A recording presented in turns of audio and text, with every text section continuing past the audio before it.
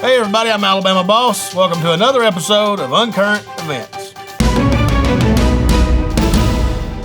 Okay, this one takes us to Virginia, where police had to chase a stolen armored car, a tank, for 60 miles. It was stolen from the National Guard base in Virginia. It was an M577 armored personnel carrier, and it was stolen by a 29-year-old. What's cool about this, and yeah, I said cool, is he lived. They didn't have to shoot him. The guy's kind of like a hero in my book. There is a video out there where somebody put some Smokey and the Bandit music with it, and it's great. You need to look it up. Another thing that's pretty cool is this guy is able to multitask, because while going 60 miles per hour in this tank at sometimes, he was able to send out a few tweets. He did one tweet where there's a video and it's kind of behind him. It's not even worth looking up, but his other tweet right before he took the tank said, "Wu-Tang for life."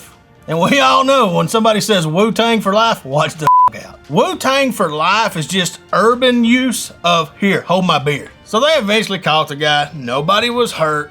And they say he was under the influence of drugs and, in my opinion, badassery, because I love this. I don't know why. I don't want to see people steal tanks and bulldozers and destroy towns, but it's pretty damn cool. I mean, I'm not going to lie. I love watching the video, especially the one with the Smokey and the Bandit music. It's great. Uncurrent Events wouldn't be Uncurrent Events without a trip to Florida. So two teachers have decided that they need to do it in the classroom. Not when the kids are in there, thank God. They go in the man's classroom, and the principal had already got like a heads up. "Hey, Mr. Bob, the teachers are in there with the door locked and the lights are off." He's like, "What?" And he sees them go into their classrooms, opposite of each other, but then he sees them on camera. So when the principal sees the female teacher dart across the hall into the man's room, he takes off down there and he finds that the door is locked and the lights are off. So the principal unlocks the door, goes inside, and he finds the two. It says something real proper, like they were undressed to a big extent. They were f***ing. That's what they were doing. She may have been giving him head. Could have been a 69. I don't know what position they were in, but they was f***ing. These two were getting it on in an elementary classroom, okay?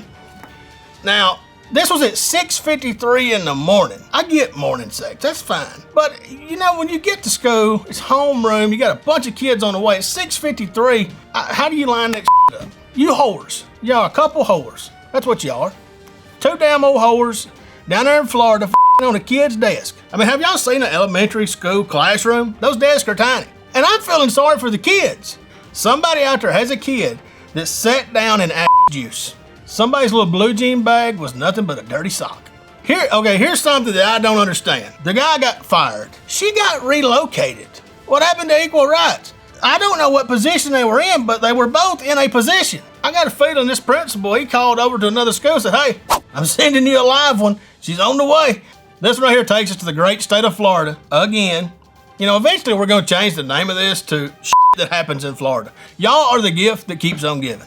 This is actually kind of a heroic story where a sheriff's deputy takes down a suspect with a can of baked beans. Apparently some man crashes his car into a storefront or something like that. Runs in the store, then a lot of people call 911 and say, "Hey, there's somebody here armed and dangerous." So they get down there and they find this guy and he's got like a hammer. He's acting a little crazy. So somehow they get the guy distracted from one end, and a sheriff's deputy grabs a can of baked beans. Bush's baked beans. They hit this dude with a can of beans and apparently disabled him. They didn't hit him with just one can of beans, they popped him with two cans. It's like, boom!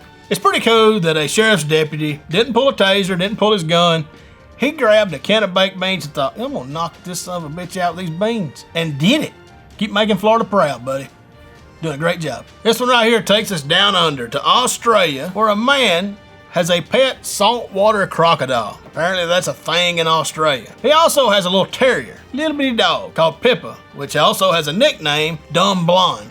What this guy had been doing for like 10 years is feeding this crocodile like some raw chicken. He'd throw it out there. This crocodile comes up out of the water. For some reason, and I don't understand this because I watched the video, he would let this little terrier go down there and run it back in the water. I mean, harassing this crocodile.